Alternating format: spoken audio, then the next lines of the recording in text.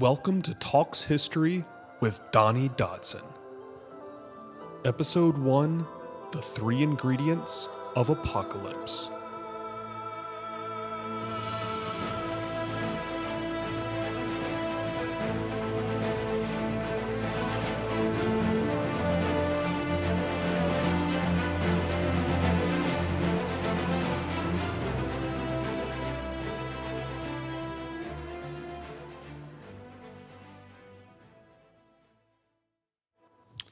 I was a 2000s kid.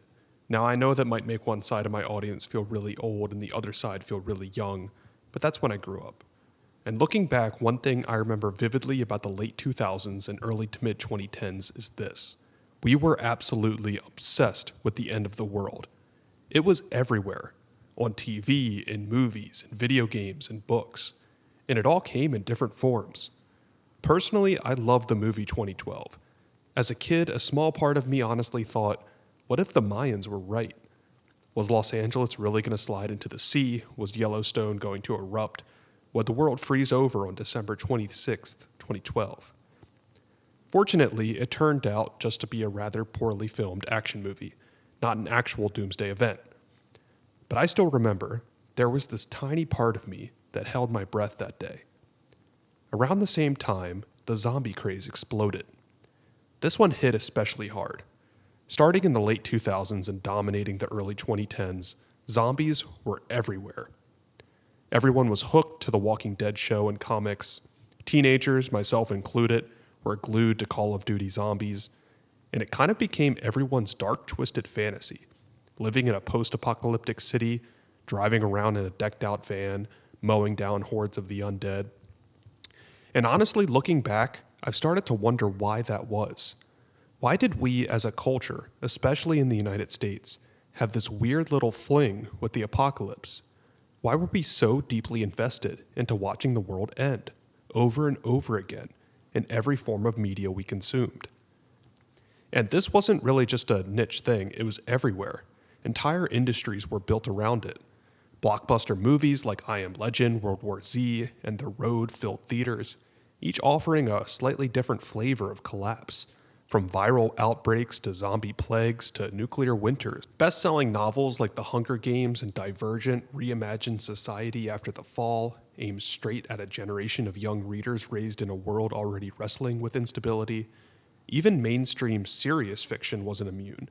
The Road by Cormac McCarthy, which won the Pulitzer Prize, was bleak, sparse, and haunting, and massively popular with the media. Video games exploded with post-apocalyptic fantasies at this time. Games like Fallout 3, The Last of Us, and Left 4 Dead weren't just successful, they became cultural landmarks of a generation, selling tens of millions of copies and shaping how a generation imagined survival, and even still captivating us today with shows being made about them.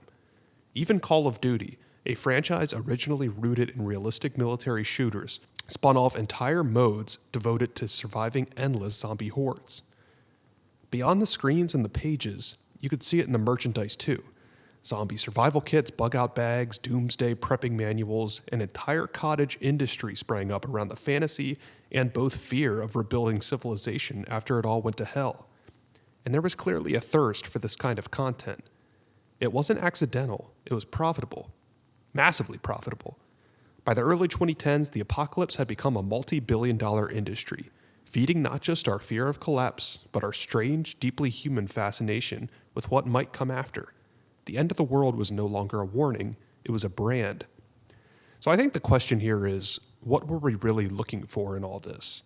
Because the world didn't end in 2012, the zombie apocalypse is just a pure fantasy, but we kept coming back to it. Maybe it gave us a sense of control over chaos, a way to play out our fears in a safe, fictional setting. Maybe it scratched a deeper itch, the fantasy of shedding modern life and starting over, stripped down to the essentials. Kind of getting through the humdrum of your 9-to-5 or day at school with the thought of freedom that came from the apocalypse. Or maybe deep down, it was just a mirror, reflecting how uneasy we already felt about the world around us. And if I'm being honest, I think a big part of this apocalyptic obsession, especially in America at the time, was a cultural backlash to 9/11. That day shattered something, not just the skyline or our sense of security, but the whole idea that we as a nation were untouchable. Suddenly, collapse didn't feel like fiction anymore. It felt real, it had happened, not in some distant future, but live on TV, in our biggest city, in our lifetime. Now, I was too young to fully understand how it happened, but I think it planted something deep in the culture, this quiet, creeping awareness that the world we built could fall apart. So what did we do with that fear? We turned it into movies, into zombie games, into media, into survival guides and fantasy bunkers and disaster countdowns. We created imaginary apocalypses over and over again because it's easier to face a scripted collapse than to process the actual one we lived through. And in a strange way, it became comforting because in those stories, the world ends, but we survive. There's always a ragtag crew, a van, a baseball bat, a girl with a bow and arrow. It's scary, but it's simple. And after the chaos of 9/11 and everything that followed, the wars, the uncertainty, the politics, maybe that simplicity was exactly what the people were craving. So that's where this all led me today. When I started thinking seriously about real historical apocalypses, not zombies, not ancient prophecies, nor doomsday movies, I started to notice a pattern. There are a lot of ways that a society can collapse, but time and time again, 3 ingredients show up in the recipe for the end of the world: war, politics, and disease. Each of these on their own can destabilize a civilization, but together, they're catastrophic. And history has given us thousands of examples of what it looks like when it's not fiction, when it's real, lived, and irreversible. To represent war, I want to cover the fall of Baghdad in 1258. The Mongol armies rolled in and turned one of the greatest cultural cities on earth into ash and blood in a matter of days. It wasn't just a battle, it was a cultural annihilation. They erased so much valuable knowledge that it set an entire region culturally back to square one. It was a siege so brutal, it didn't just defeat Baghdad, it erased it. It's the clearest example I know of war not just ending lives, but wiping a civilization off the map. And for politics, or more specifically political collapse, we look to the iconic fall of Western Rome. Now I know there's a ton of debate about why Rome collapsed, but historians still argue over everything from lead poisoning to military overstretch. But most people agree that, at its core, it was political decay that did it in. It was a slow unraveling. Corruption, infighting, civil wars, all building quietly over centuries. Until suddenly, everything started falling apart all at once. It was the textbook case of an empire dying from the inside out. And finally, we have the third ingredient, disease. And for that, we have to talk about the collapse of the Indigenous North Americans. This was an apocalypse most people never saw coming, because it came before the conquest. Long before muskets or steel or colonial treaties, there was smallpox, measles, and plague. Invisible, unstoppable diseases that wiped out about 99% of entire tribal nations. No battles, no politics, just wave after wave of sickness, tearing through populations who had no defense. Entire cultures gone before the history books can even write about them. And these were not abstract events. If you were alive during any of these moments, your world was ending. Not metaphorically, not poetically, geographically, the world kept spinning, of course, but in your community, your culture, your lifetime, everything familiar was falling apart. In many cases, everyone you knew and loved died or were misplaced or left. Your cities were burned, your gods were abandoned, your stories cut off mid-sentence. Everything that once felt permanent, governments, traditions, language, belief systems, were erased or rewritten by someone else.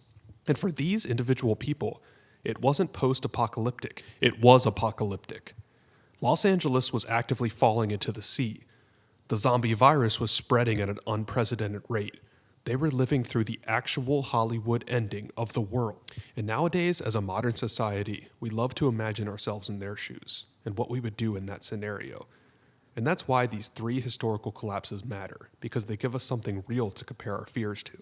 They offer a glimpse into what so many Americans felt, if only for a moment, on September 11th. For those watching the towers fall, live on television, it wasn't just a tragedy, it was a rupture. The skyline was burning, the systems we trusted had failed.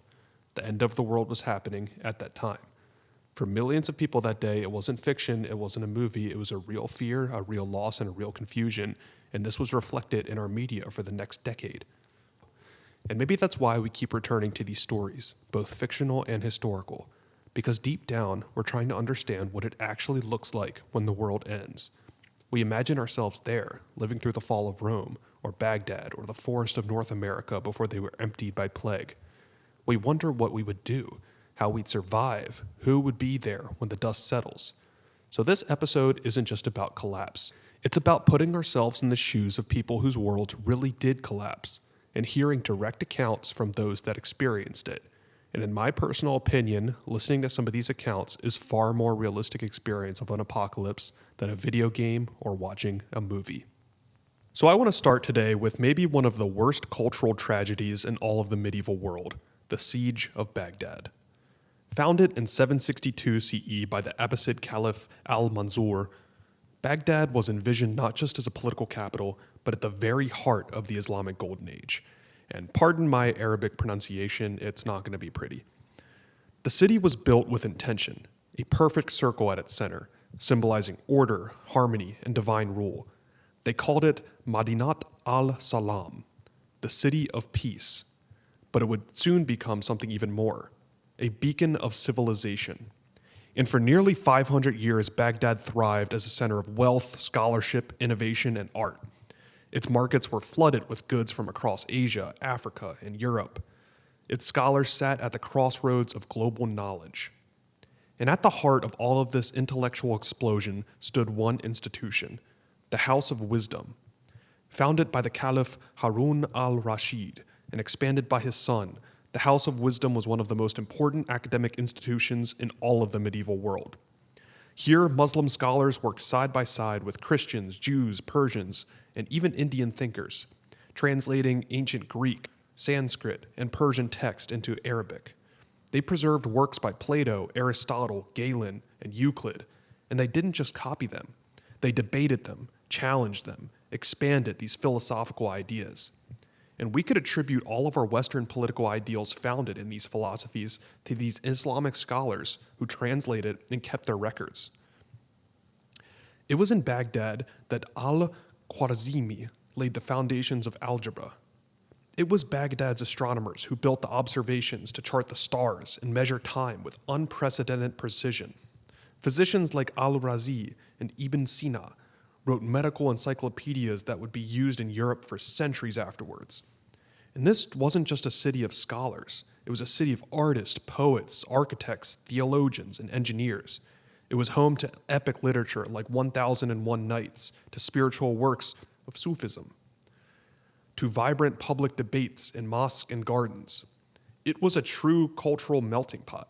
Muslims, Jews, Christians, Zoroastrians all lived within the city's walls. Baghdad was not just defined by one single tradition, but by the exchange of ideas between many. It was cosmopolitan, diverse, and alive. Its skyline was marked by towering minarets, grand palaces, lush gardens, multi-story libraries. Baghdad was not on the edge of the known world, it was the known world for millions. It stood as a symbol of what human civilization could achieve, and by the mid-13th century, it had no real rival in the Islamic world in terms of influence, brilliance, and prestige. And then, in the winter of 1258, it was wiped off the map. By the early 13th century, the Mongols had already carved most of their way across Asia, leaving a trail of ruined cities and collapsed empires in their wake. They weren't just warriors, they were a military phenomenon, swift, brutal, and relentless. Under Genghis Khan, they had unified the nomadic tribes of the steppe and exploded outwards, conquering lands from China to Eastern Europe with terrifying efficiency. And by the time his grandson, Hulagu Khan, turned his attention to the Middle East, the Mongols were less than a roaming horde and more a highly organized war machine. Hulagu, who had been given the mission by his brother, the great Khan Monki, destroy the remaining Islamic powers in the region, including the assassins of Alamut, and most significantly, subdue the Abbasid Caliphate and Baghdad. It's important to understand how shocking this goal was at the time. Baghdad wasn't just another city. As we've discussed, it was the spiritual and cultural heart of the Muslim world, home to the Caliph, who was considered the symbolic successor to the Prophet Muhammad. To attack Baghdad was to attack the very idea of Islamic unity and civilization. But the Mongols didn't care about symbolism or religion. They cared only about control and conquest. In 1257, Hulagu's forces began moving westward. They were a terrifying army, numbering possibly over 100,000 soldiers, accompanied by siege engineers from China and Persia, expert sappers, and a supply train designed for prolonged campaigns. They had already razed cities like Nishapur and Alamut, and their reputation had spread like a wildfire. As the Mongols approached, the Abbasid Caliph at the time, al-Mustasim, faced a grim decision. He ruled over a city full of wealth but weak in military might. His advisors were divided, his army was underprepared, and he underestimated the scale of the threat. Some historians argue he believed Baghdad's spiritual status would shield it from harm. Others blame Ibn al-Aqami for encouraging the appeasement or stalling mobilization. But either way, Baghdad made no serious effort to prepare for the Mongol siege. In early January of 1258, the Mongol army surrounded the city. Hulagu offered the Caliph a chance to surrender, and al-Mustasim refused. That refusal sealed the city's fate. What happens next might be one of the most brutal acts of pillaging the world had ever seen. Typically, when ancient or medieval armies sacked a city, the chaos followed a grim pattern. Soldiers looted, committed atrocities on the local women, and killed those who resisted. It was brutal, but often driven by plunder, and when they got their fill, the ruined city had at least a population left. The Mongols, however, operated completely differently. Their objective in Baghdad was not merely conquest, it was eradication. They aimed to obliterate the city as a warning to others. Historical accounts describe the killings as methodical and unrelenting. According to the Persian historian Atal Malik Juvaini, who visited Baghdad shortly after its fall, the destruction was total. He wrote, "In the streets and lanes and byways the dead were piled in heaps like stones. The stench of the decay was unbearable. No one had ever heard or seen such destruction. All the treasures of the caliphs, amassed over centuries, were gone in a moment." Juvaini estimated the death toll at 800,000 people, though other sources suggest even higher numbers of 1.1 to 1.3 million. Men, women, children, young or old, no one was spared. Even domesticated animals, from cows to sheep to dogs and cats, were slaughtered. The Mongols flooded the irrigation systems, let the fields rot, and turned a thriving, fertile, cultured city into an actual corpse. The House of Wisdom, perhaps the greatest library of the medieval world, was looted and destroyed. Its priceless manuscripts, covering science, medicine, philosophy, mathematics, astronomy, were thrown into the Tigris River, and the legend says the river ran black with ink and red with blood. What was lost in that week cannot be fully measured. Not just lives, but knowledge, culture, in a civilization that had taken centuries to build. Baghdad was more than sacked. It was culturally erased. As Baghdad burned and its people were systematically slaughtered, one man remained alive, al-Mustasim, the 37th and final caliph of the Abbasid dynasty in Baghdad. For centuries, the caliph had symbolized the spiritual and at times political leadership of the Islamic world. Even as its real power waned over time, the caliph's position still carried deep symbolic weight. But to Hulagu Khan, the Mongol commander, symbols meant nothing if they didn't submit, and al-Mustasim had refused to surrender. What happened next becomes the stuff of grim legend. Hulagu ordered the caliph to be brought before him. Some sources say that al-Mustasim pleaded for his life, others say he stood in silent resignation. Either way, Hulagu was unmoved. He believed that spilling royal blood on the earth was a curse, a superstition shared by many of the steppe cultures. So, according to most accounts, the clever Mongols found a loophole. They are said to have rolled the caliph into a carpet or a rug, and then had him trampled to death by horses. No sword, no spear, no blood, just a slow, crushing execution for the man once considered God's representative on earth. With al-Mustasim's death, the Abbasid Caliphate in Baghdad officially ended. It was the symbolic execution of not just a ruler, but an entire era. The Islamic Golden Age, the House of Wisdom, the thriving science, the multi-phase intellectualism of the Abbasids died with him in that carpet. Though the Abbasid name would later reappear in Cairo under Mamluk protection, it was a shadow of its former self, more ceremonial than sovereign. The true caliphate ended in Baghdad, and it ended under hooves. Now, I want you to imagine something. Let's just say you're not a scholar, not a soldier, not a king, not a caliph. You're just a baker, living in Baghdad in 1258. Your days are early, you wake before the call to prayer. You knead the dough with your hands, still half asleep. The mornings smell like flour, like wood smoke from your oven. You hear the city waking up, children running down the alley, merchants shouting across the stalls, a scholar walking past reciting verses under his breath. Baghdad is alive. It's busy, loud, brilliant, and chaotic in a good way. You don't have much, but you have your shop. You have regulars, a boy who loves sesame bread, an old man who loves to pay 1 dinar too much, and a family that buys your flatbreads for every Friday. You know your neighbors. You know their pets. You know the rhythm of your street. And then one day, the Mongols arrive. At first, it's distant. It's rumors. It's dust on the horizon. But then the gates close. The air grows tight. You see the soldiers running, not marching. You hear the shouting from the walls, and you smell smoke. And then the siege begins. The city shudders with the crash of catapult stones. You close your bakery, not because you want to, but because there's no more flour and no more safety. The Tigris begins to flood. The markets fall silent. The mosques are abandoned. You start sleeping on the floor with your family curled beside you because the walls of your home tremble all night from the siege engines. And then the gates fall. And what comes next? It isn't war. It's annihilation. You hear screaming, not once, but constantly.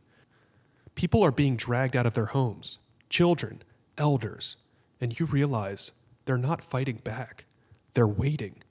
Because each Mongol soldier has been assigned a number, a quota of people to kill, and they are doing it methodically, one by one.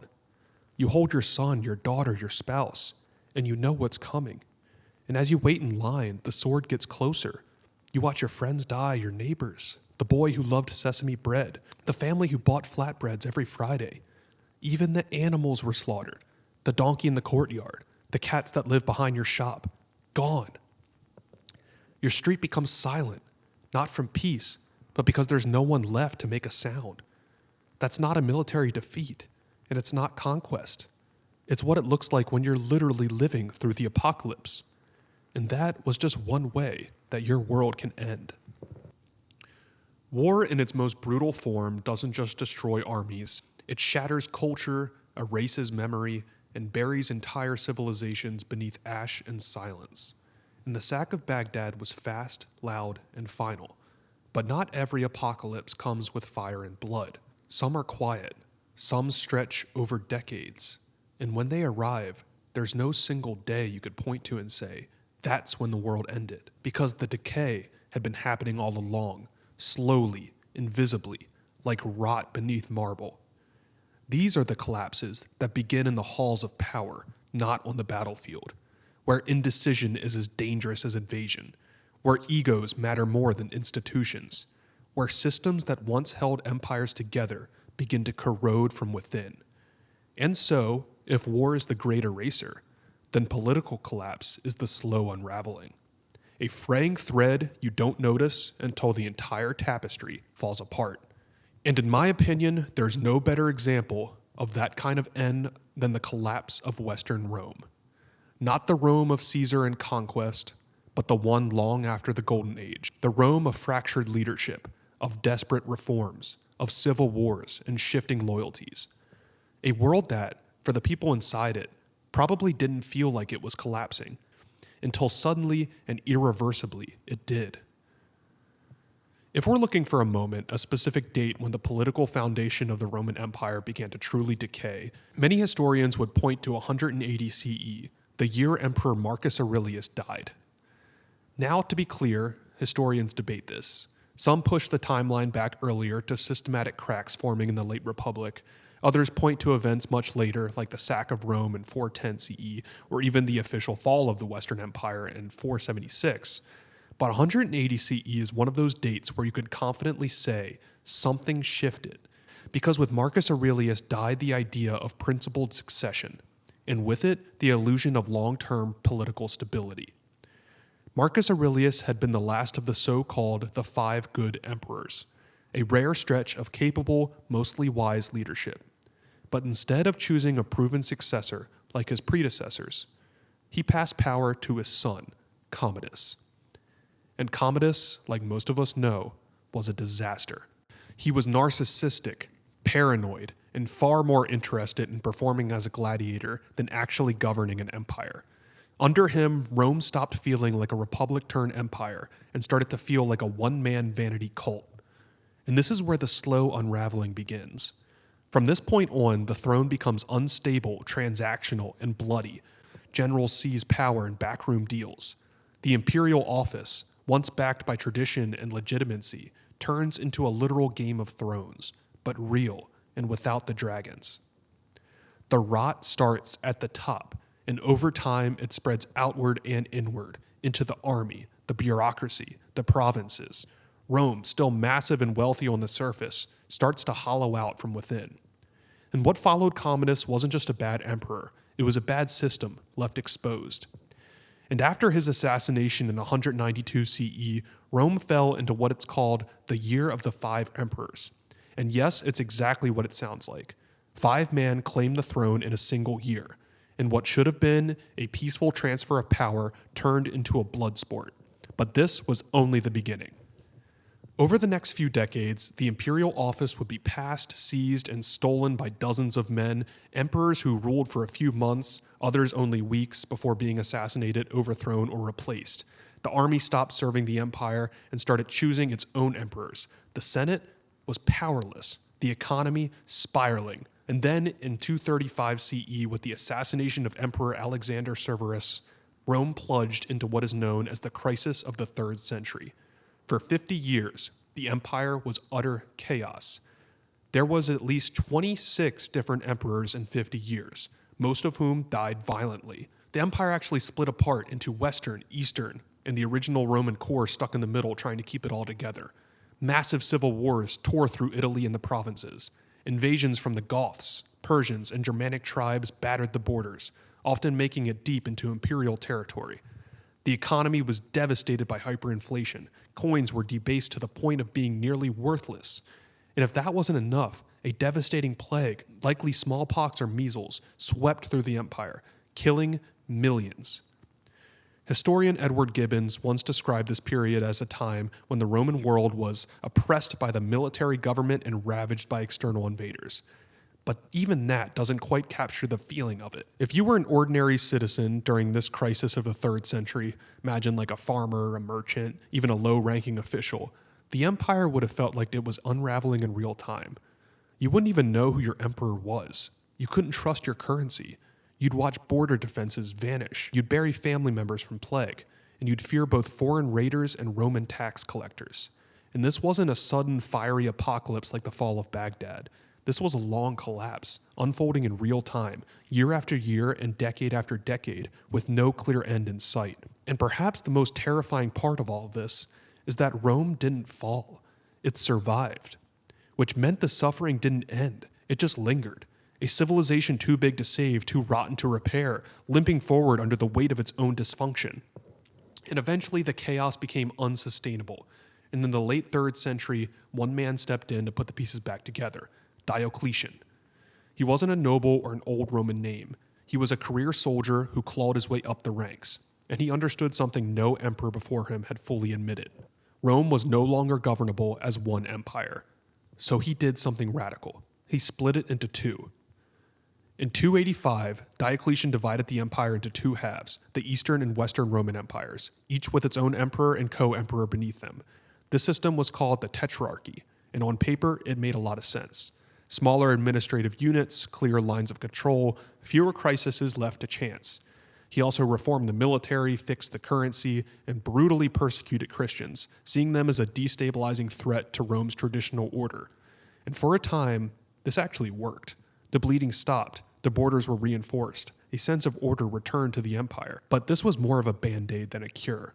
Because by now the Roman army no longer looked Roman. The legions, once the pride of Roman citizenship, were increasingly made up of Germanic mercenaries and auxiliary troops. Men who owned no deep allegiances to Rome, only to their generals and their pay. They were essential for defense, but as we'll see later, they could also be key players in the empire's eventual collapse. And then came Constantine the Great, who took Diocletian's structure and added another twist. He embraced Christianity. In 313, with the Edict of Milan, Constantine legalized the Christian faith throughout the empire. And just like that, what had been a persecuted cult became the state's new spiritual foundation. And now this was a major turning point, and a controversial one. To some, it was visionary. Christianity brought a unifying moral order to a crumbling world, and to others it marked the beginning of the end of the imperial throne. Because Christianity didn't just replace the old Roman gods, it replaced the emperor's divine status. The idea that Caesar was divine, a literal son of the gods, had been a core principle to imperial legitimacy for centuries. Now that role was shifting to bishops, councils, and eventually the pope. Spiritual authority was no longer centered in Rome's palaces. It was rooted in the church. And by the late 4th century, the empire had a divided government, a foreign military, and a new religion, and an aging infrastructure.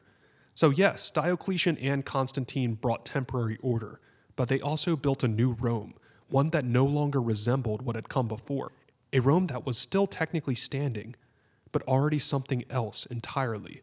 And beneath that surface, the cracks kept spreading.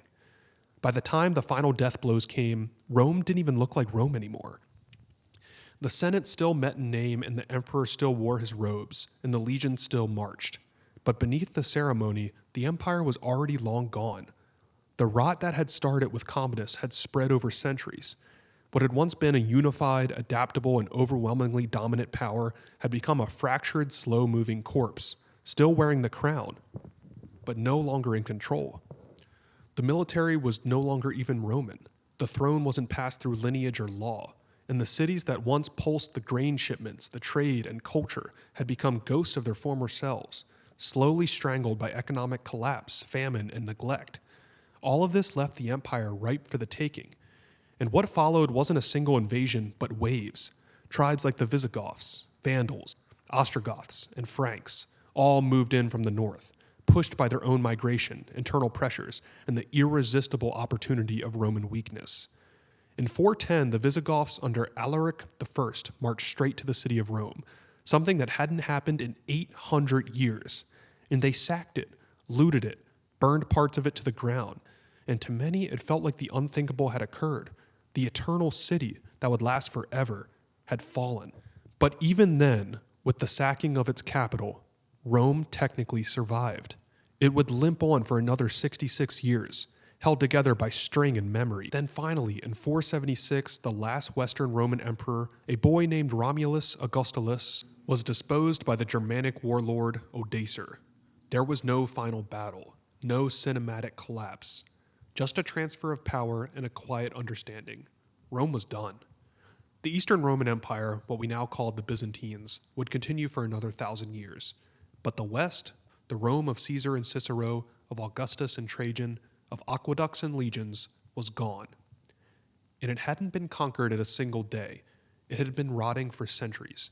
A slow apocalypse built not by enemies, but by division, dysfunction, and decay from within. And perhaps the most tragic part of Rome's collapse wasn't the final invasion, it's what came after. Because this wasn't a sudden fall, it was a slow, painful burn. A centuries-long erosion of identity, power, and purpose, and for those who lived through it, the end wasn't just political, it was deeply depressing. Imagine a part of your civilization that had once stretched from Britain to the sands of Arabia, and now slowly watching it all slip away, province by province, road by road, and one day a message from Rome stops arriving. The next, the tax collector doesn't show up. Eventually, there's no army, no trade, no law, just silence. As the empire lost its holdings across Europe, the cities shrank into fortified villages, people were left surrounded by the remnants of greatness, without any connection to it. They walked past crumbling aqueducts, collapsed temples, and vast bathhouses, but had no idea what they were looking at. There are records of medieval peasants living in the ruins of great Roman cities, completely unaware that the structures around them had once been places of learning, bathing, art, and debate. A perfect example are the Roman bathhouses, massive complexes, marvels of engineering, still standing across Italy, Gaul, and Britain. But by the time the Western Empire had fully fallen, many of the people living in those same cities didn't even know what a bathhouse was. The plumbing didn't work anymore, the fires were out, the mosaics were coated in mud, and hygiene, once public, ritualized, and part of civilization, had become foreign, even forgotten. That's how backward things became. The knowledge, infrastructure, and stability that Rome had built over centuries simply vanished from public life.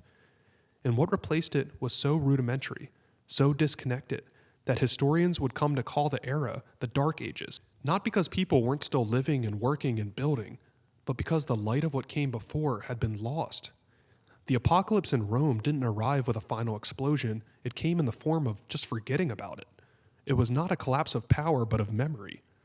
And maybe the most unsettling thing about Rome's collapse is that you can't point to one moment. No matter how many historians argue about this over the years, you just can't. Not one emperor, not one law, not even one strategic battle.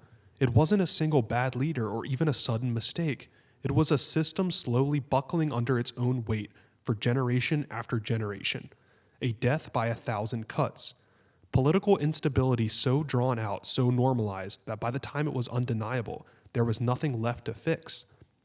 And maybe that's the real lesson here, that all great civilizations do have an expiration date, even the ones that seem eternal, with eternal cities. Because Rome didn't fall from weakness alone, it fell from literal exhaustion, from infighting, from short-sighted decisions, political polarization, from ambition without accountability. And by the end, it wasn't conquered as much as it was just replaced. Hell, if you even want a comparison, the United States is barely out of its early republic phase when held up against the full 1,000-year stretch of the Roman Empire. In the historical grand theme, we're still in the opening chapters of our history. And that's not to say history will repeat itself, but it's worth remembering that the people in late Rome didn't think they were living through the end either. They were just trying to get by, as the world they knew quietly faded around them. And that, to me, in its own way, might be even a little more haunting than your entire city collapsing in a day. Because once you look up and around you, you found your entire world has changed without you even noticing. So we've looked at two kinds of apocalypses so far. One brought by war, swift and savage, like the sack of Baghdad, and one brought by politics, slow and corrosive, like the collapse of Western Rome. But now we jump forward nearly 1,000 years, to what might be the most horrific apocalypse in all of human history, and it's the one, in my opinion, we talk about the least.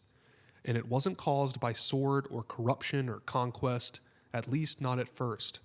It was caused by something so small, so invisible, that the people it destroyed didn't even know what hit them. We're talking about disease, specifically the waves of old world pathogens that swept across the Americas after the arrival of Europeans.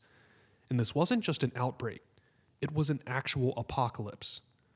In North America, entire nations were wiped out before they even saw their first white face. Cultures disappeared without war, without battle, without negotiation, just gone. Because someone somewhere sneezed in the wrong port. And what followed for the indigenous peoples of North America was not the end of a city or an empire or a dynasty. It was literally the end of everything. Before we talk about the apocalypse that came, we need to understand what existed before it. Because if you grew up in the United States like me, chances are you were taught, maybe even unconsciously, that pre-Columbian America was mostly empty, sparse, primitive, a wilderness that a few scattered tribes and teepees just waiting for Europe to arrive and build something meaningful. But that version of history is a lie, or at the very least, a massive oversimplification. North America before 1492 was full of people, cities, farms, trade routes, languages, religions, and innovation. It was a vast and diverse continent, home to hundreds of nations, each with their own cultures, governments, and histories stretching back thousands of years. In the Mississippi Valley, cities like Cahokia rose up with massive mounds, central plazas, and organized religious structures. At its peak around the year 1100, Cahokia had a population of 15 to 20,000, comparable to contemporary London at the time, and was the beating heart of a massive trade network that stretched from the Great Lakes to the Gulf of Mexico. And in the southwest, the ancestral Puebloans built cliffside cities like Mesa Verde and complex multi-story stone complexes like the Chaco Canyon, complete with astronomy-based architecture and road systems. On the Pacific coast, rich maritime cultures harvested the sea with advanced canoes and preserved oral histories going back generations. And in the northeast woodlands, confederacy like the Iroquois League formed highly organized political alliances that some scholars believe influenced the democratic principles of the United States Constitution itself. There were cities, highways, irrigation systems, agricultural innovations, corn, beans, squash, the Three Sisters that fed millions across the continent. And most of it, nearly 90% of these societies, would vanish before the first sustained European settlements were even built. To really understand how devastating this apocalypse was, I want to zoom in on one story. One place, one people, and one tragedy that unfolded so quietly, most people have never even heard of it. In what is now coastal Massachusetts, the Pawtuxet people had lived for generations. They were part of a larger Wampanoag Confederacy, a network of thriving indigenous nations in the Northeast. These weren't nomadic groups scraping by or hunter and gatherers. They were settled agriculturalists with permanent villages, strong leadership, and seasonal rhythms deeply tied to the land. They grew corn, beans, and squash in careful managed fields, harvested shellfish from the coastline, and lived in a well-organized world that had sustained them for centuries. And then, between 1616 and 1619, something horrific happened. Plague swept through the New England's coastline community. To this day, historians aren't even exactly sure what it was. Some believe it was smallpox. Others suggest leptospirosis, a bacterial infection that could have spread through contaminated water brought by early European traders or fishermen, or maybe a cocktail of multiple Old World diseases. What we do know is this: it was unlike anything the indigenous population had ever seen, and it tore through them. In some areas, it's estimated up to 90% of the population died. That's not a metaphor or a poetic exaggeration. That's near total annihilation. Entire villages were left abandoned. Agricultural fields overgrew. Fires went out in homes that would never be lit again. And this all happened before any major colonial presence had ever been established. The Pawtuxet were among the hardest hit. By the time the Pilgrims arrived in Plymouth in 1620, they found an eerily quiet land, not untouched by wilderness, but cleared fields and deserted homes. The land was ready for planting because someone had already been living there. They just weren't alive anymore. That village the Pilgrims claimed as Plymouth had been a Pawtuxet settlement. But the people who once lived there, the ones who built it, farmed it, raised children there, were gone. There were no battles, no declaration, no war councils or negotiations, just a slow, relentless march of an invisible killer. And if we know about the Pawtuxet at all, it's because of one man, Tisquantum, better known as Squanto. Years later, he had been kidnapped by European explorers, taken across the ocean to Spain and then England, where he somehow survived, learned English, and eventually found passage back home. But when he returned, his entire village was gone. Just try to imagine that for a second. Being ripped from your home, surviving years of captivity, then finally making your way back across a vast ocean, kind of like a personal odyssey, only to find everything and everyone you knew had vanished. That was the end of the Pawtuxet, and tragically, this was just one of thousands of stories just like them. As European ships began touching the coast, not just in New England, but in the Caribbean, Florida, and Mexico, they didn't just bring explorers and missionaries, they brought pathogens. Smallpox, measles, influenza, typhus, and these diseases spread like wildfire, carried not only by people, but through trade networks, animals, blankets, and goods, moving faster than the colonizers themselves. By the early 1600s, long before most Europeans had ever set foot into the interior of North America, diseases were already sweeping inland, following well-established trade routes. The Mississippi River carried more than just canoes and corn. It became a corridor of an invisible death. Whole nations in the Great Plains, the interior woodlands, and the Rocky Mountain foothills began to suffer mass mortality events. Entire villages were wiped out, and oral histories were lost forever. And many of these tribes, from the Mandan to the Arikara and beyond, were never even aware that Europeans existed. They had never even seen a white face, never heard a single gunshot, and they were dying by the thousands, their societies unraveling with no explanation. Imagine watching your community crumble, children dying, elders vanishing, and having no idea even why. There's no name to the illness, no cause, no enemy, just wave after wave of sickness, and the realization that nothing was going back to the way it was. In fact, some scholars now argue that the so-called Great Dying of the Americas in the 1500s and 1600s may have been one of the largest demographic collapses in all of human history. Perhaps 50 to 100 million people across the Western Hemisphere, gone in just over a century. These are World War II death tolls, and no one even talks about them because we barely have any written history about it. And this is what I find so haunting about disease as an agent of collapse. Because unlike war, there's no enemy you can see. Unlike politics, there's no debate or betrayal to point your finger at. There's no villain marching at the gate, no fire raining from the sky. There's just death everywhere, all at once. For the Pawtuxet, and for so many other indigenous nations, there was no rational explanation for what was happening, no understanding of microbes, no immune response to the population. No one knew what a vaccine was. One week you were planting corn, making tools, preparing for the winter, and the next, your entire world was dying, and you don't even know why. How could you explain that? Many couldn't. Some believed the gods were angry, that the spirits had turned against them. It must have felt like the sky itself was collapsing, that the universe was punishing them for some crime. But in reality, they didn't do anything. They were simply existing at the wrong moment in history. It was an invisible apocalypse, silent and unrelenting, and in many ways far more devastating than the sword or spear or forum could ever be. And that's the strangest part of all of this. As a modern society, we tend to view the apocalypse like it's some kind of zoo exhibit, something contained behind glass. We point at it through screens and movies and video games and books and say, wow, can you imagine? We dress it up with zombies, aliens, mushroom clouds, because deep down, we don't really believe it could happen to us. But the truth is, the real end of the world doesn't always look like a meteor crashing into the earth. It looks like political dysfunction, so baked in that no one even knows who's in charge anymore. It looks like empty store shelves, like borders breaking down, like neighbors no longer trusting each other. It looks like slow forgetting like the Roman Empire, like a bathhouse turned to rubble, and no one remembers how to even use it. And if there's a lesson from the people of Baghdad, of Rome, of pre-contact North America, it's this.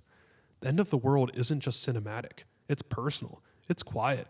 It sneaks up onto you while you're busy going about your life, raising kids, baking bread, reciting stories by a fire, until one day you realize that everything you thought was permanent is already gone.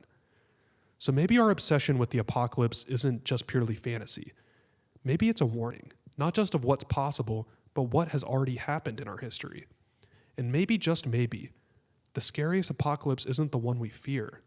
It's the one we don't recognize until it's too late. Thanks for listening to Talks History with Donnie Dodson. If you found this episode thought-provoking, make sure to subscribe and share it with someone who's just as fascinated with the past as you are. And if you want to explore more of my work, including my historical recipes and video essays, visit eatshistory.com and all of my socials that go by the same name. Until next time, Donnie Dodson.